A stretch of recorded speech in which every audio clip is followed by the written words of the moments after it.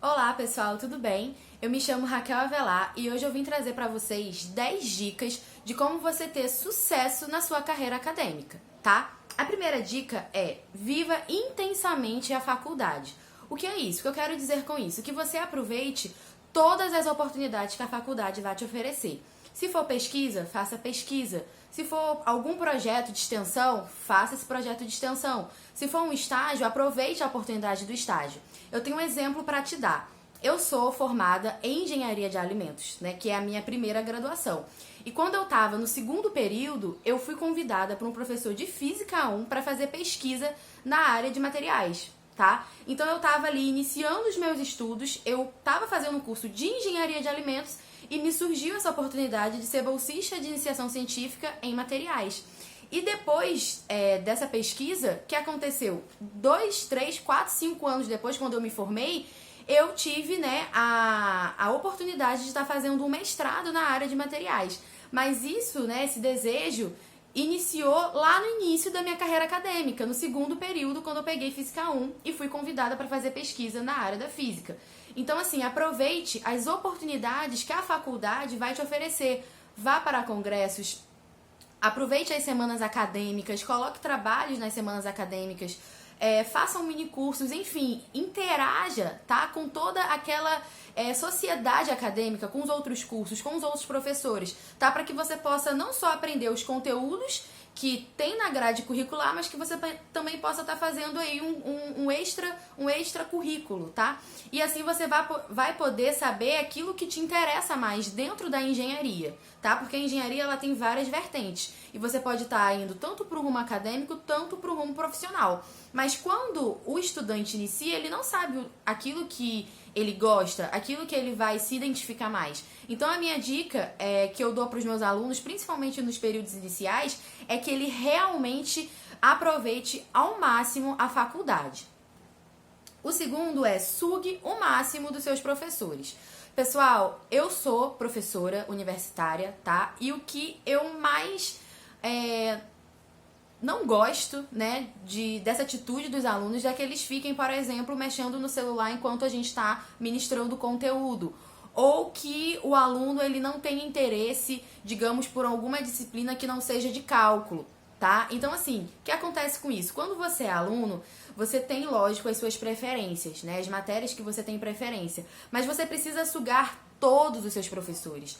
Todos os professores, até aqueles do ciclo básico, eles têm para agregar na sua vida. E outra, o seu comportamento dentro de sala de aula vai poder abrir portas para você ou fechar. Tá? Então, se eu vejo que você é um aluno esforçado, se eu vejo que você está interessado naquilo que eu estou ministrando, que você pergunta, tá? Isso motiva. Eu, como professora, fico motivada com alunos que me fazem perguntas, que me propõem pesquisas. Quando os alunos chegam para mim e falam: professora, vamos pesquisar na área tal, mesmo que eu não tenha conhecimento, eu vou ficar super satisfeita, eu vou estudar, eu vou auxiliar. Então, assim, às vezes o professor ele tem um conteúdo para estar cumprindo, mas ele também tem interesse em fazer pesquisa, em estar, enfim, auxiliando aí na organização de eventos. Então, se você tem esse interesse, sugue o seu professor ao máximo, se mostre interessado.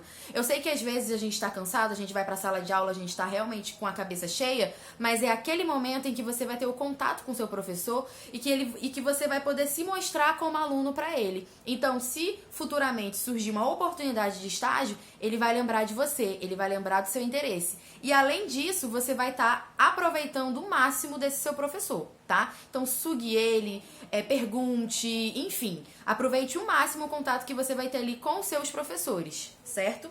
3. Invista 1 hora por dia na sua área. Pessoal, isso aqui é extremamente importante.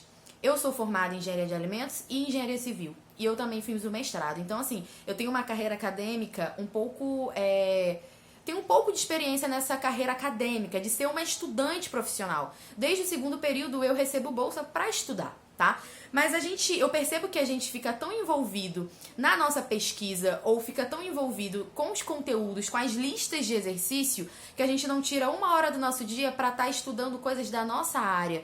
Você escolheu engenharia civil para ser a sua carreira. Então, assim, você tem que estudar física, química, matemática, estruturas, mas você também tem que estudar novidades na sua área, novas tecnologias, tá? Então, assim, não seja um estudante muito teórico, muito técnico. Busque novidades, principalmente na área profissional, tá? O que está acontecendo no mercado da engenharia civil? Quais são as principais novidades? Como é que está o mercado? Você precisa ser um estudante acostumado a buscar novas tecnologias na sua área, para que você seja um profissional antenado, tá? Porque quando você pega o seu diploma, não significa que você já sabe tudo. É ali que começa toda a sua trajetória profissional, tá? Então, assim, é um hábito que ele precisa ser desenvolvido desde a época da graduação.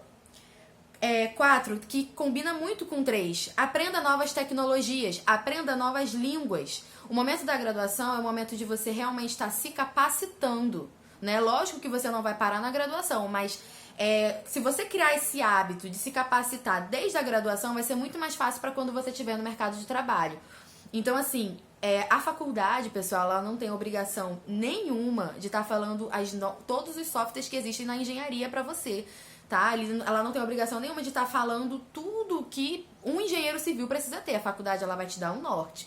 Então, seja um aluno curioso, tá? Se as pessoas estão trabalhando com Revit, aprenda Revit. Se estão trabalhando com algum software aí de organização, de planejamento, aprenda. Ah, mas eu quero ser engenheiro estrutural, não vou fazer projeto. Pessoal, você está na graduação. Você não sabe como vai estar o mercado de trabalho quando você se formar. Então, quanto mais conhecimento você tiver, não só o acadêmico, eu sempre costumo dizer, aluno de engenharia civil, ter notas boas, ser bom em matemática, ser bom em física, ser bom em química, é o mínimo.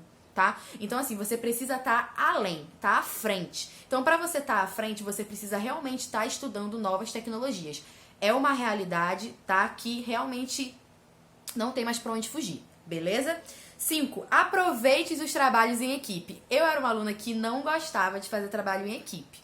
Por quê? Porque geralmente eu me estressava e aí eu já fazia logo tudo e botava o nome dos meus colegas. Mas isso é ruim, porque você precisa desenvolver características, tá, interpessoais. Você vai estar lá no canteiro de obra ou na sua empresa, enfim, você vai estar liderando pessoas, liderando equipes. Então, quando você tem ali na época da graduação a oportunidade de desenvolver trabalhos em equipes, você vai conseguir desenvolver as suas técnicas de liderança, você vai conseguir desenvolver as suas técnicas interpessoais de como lidar com várias personalidades, além de você fazer parcerias. Os seus colegas de graduação podem ser os seus parceiros na vida profissional, podem ser, não, vão ser, podem surgir ali parcerias, sociedades. Então, assim, aproveite realmente os trabalhos em equipe. Eu gosto muito de passar trabalhos em equipe e às vezes tem alunos que falam, professora, eu posso fazer sozinha? E eu entendo esse aluno, eu era uma aluna assim, mas o trabalho em equipe, ele vai te ajudar a desenvolver essas outras características que um bom profissional precisa ter, tá? Então aproveite esses momentos, que aí você vai ver, olha, eu me dou bem com esse tipo de pessoa, com esse tipo de pessoa eu já não consigo trabalhar. E aí você vai já desenvolvendo o seu perfil profissional desde a época da graduação, tá? 6, trace metas. Não é porque você não se formou ou porque você ainda está no primeiro período que você pode deixar a sua carreira acadêmica e, assim, enfim, né, sem uma meta, sem um objetivo. Trace metas de realmente ser um bom aluno, de estudar e não decorar, aprender, entender o significado daquele conteúdo para a sua vida profissional. Tá? Então, assim, trace metas, eu quero fazer tal pós-graduação, eu quero estagiar, eu quero fazer pesquisa, eu quero, enfim, ajudar no desenvolvimento de um evento, tudo é importante, mas você precisa se organizar, você precisa acordar e saber como é que vai funcionar o seu dia, né? As primeiras horas do dia você vai ter quais disciplinas, não deixe acumular matérias, trace planos de estudo, né? Tem essa 1 hora por dia para você estar aí buscando novidades na sua área, mas para isso você precisa o quê? Traçar metas e vem com o quê? Com um planejamento. Então você tem que ser uma pessoa o quê? Organizada, tá? Desde a época da graduação.